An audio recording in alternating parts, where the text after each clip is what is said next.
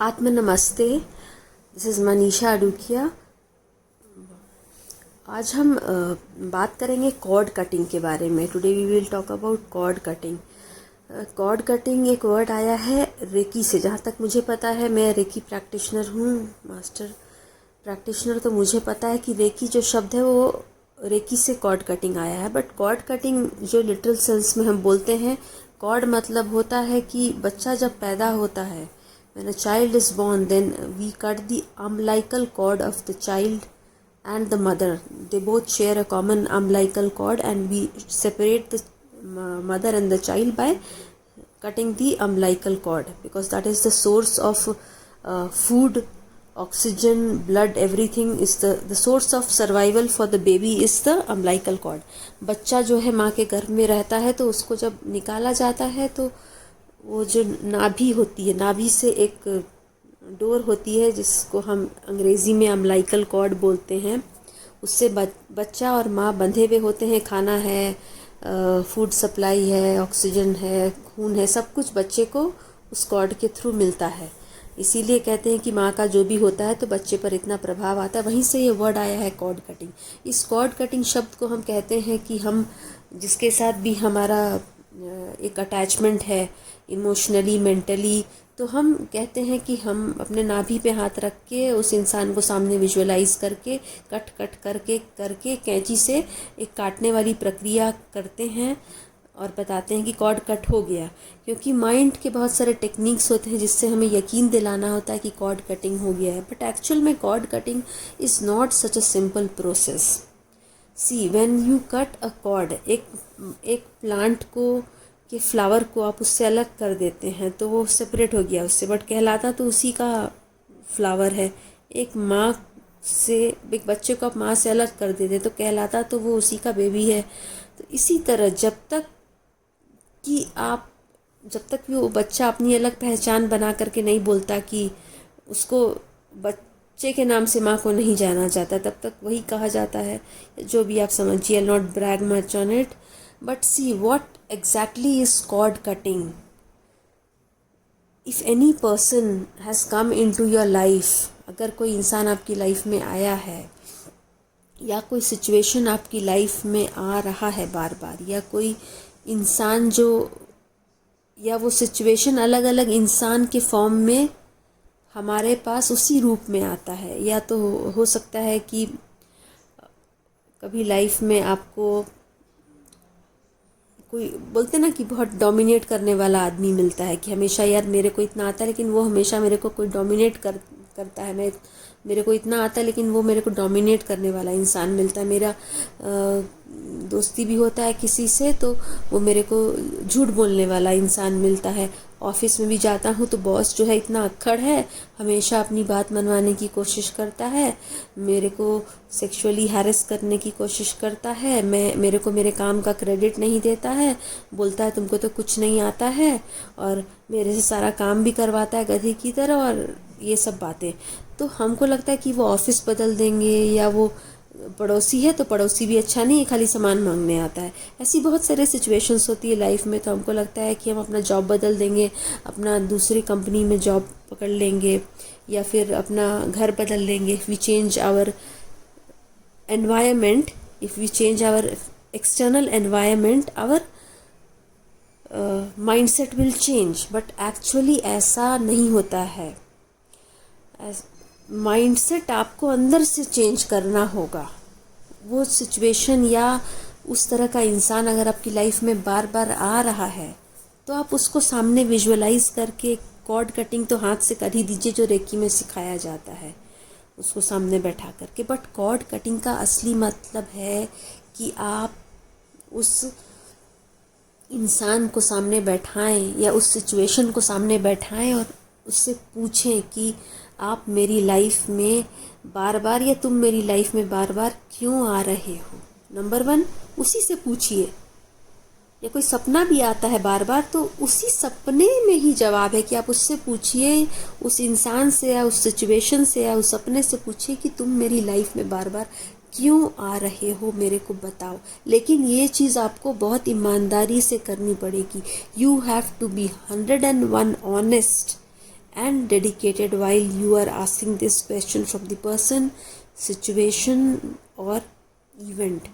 एक सरेंडर के भाव से पूछना पड़ेगा, समर्पण के भाव से। अब आप उसके पास झुक के जा रहे हैं, उसके पास आत्मसमर्पण करके जा रहे हैं कि बताओ, क्योंकि लड़के तो देख लिया, लड़ाई तो कर ली, उसको गंदा भी बोल दिया, सब कुछ कर लिया, लेकिन अब एकदम समर्पण के भाव से कि भाई मेरे बताओ मेरे को कि तुम मेरे लाइफ में बार बार क्यों आ रहे हो।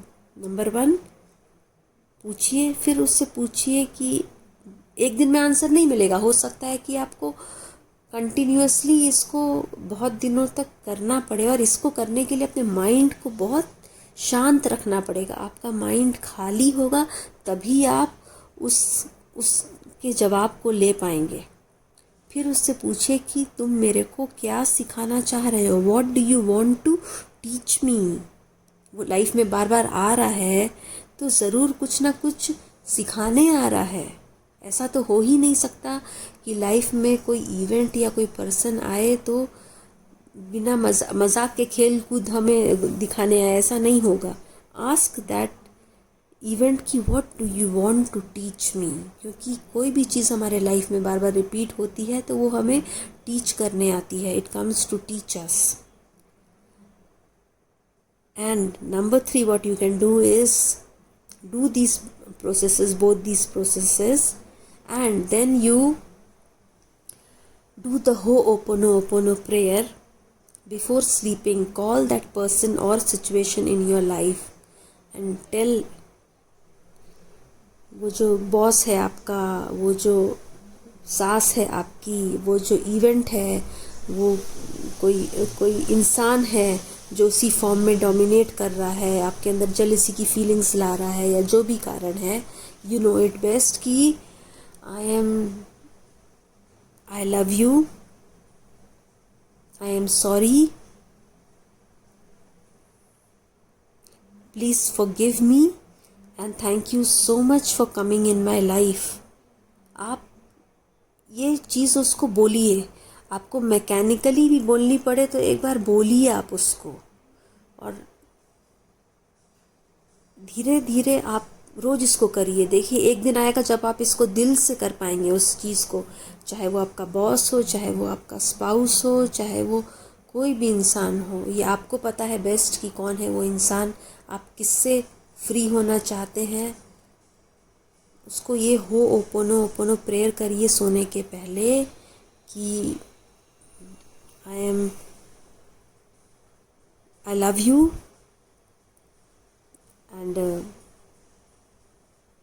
I forgive you, I thank you and please forgive me, thank you so much for coming in my life। मैंने मन से आपको माफ़ किया, आप भी मुझे मन से माफ़ करिए।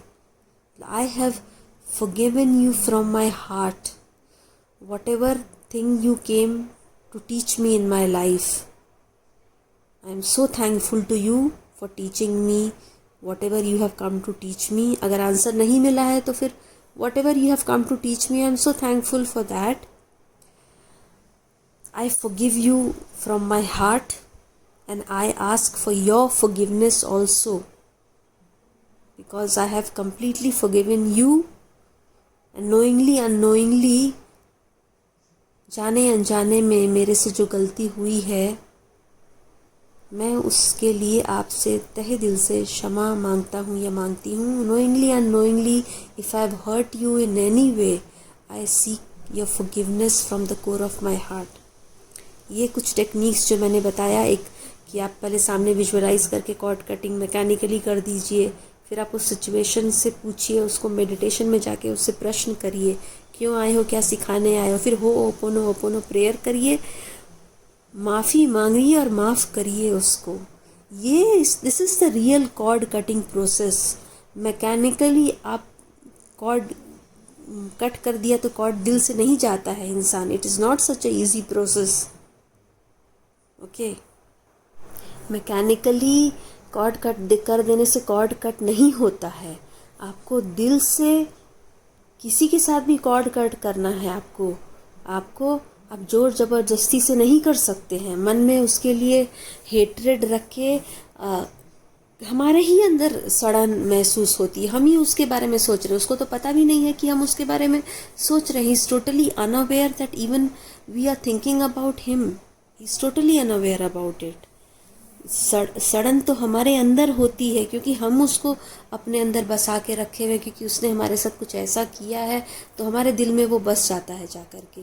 तो कॉर्ड कट करना is a process where we do it willingly, lovingly and from the core of our heart, चाहे वो कोई भी हो, क्योंकि we are born here because we have to settle our accounts. हम अपने कार्मिक अकाउंट्स को सेटल करने के लिए ही यहाँ पर आए हैं, और वो बंदा या वो इंसान या वो सिचुएशन हमें कुछ ना कुछ एक लेसन देने आ रही है लाइफ में। इसको तो एक्सेप्ट करना ही पड़ेगा, चाहे आप प्यार से करें या जैसे भी करें।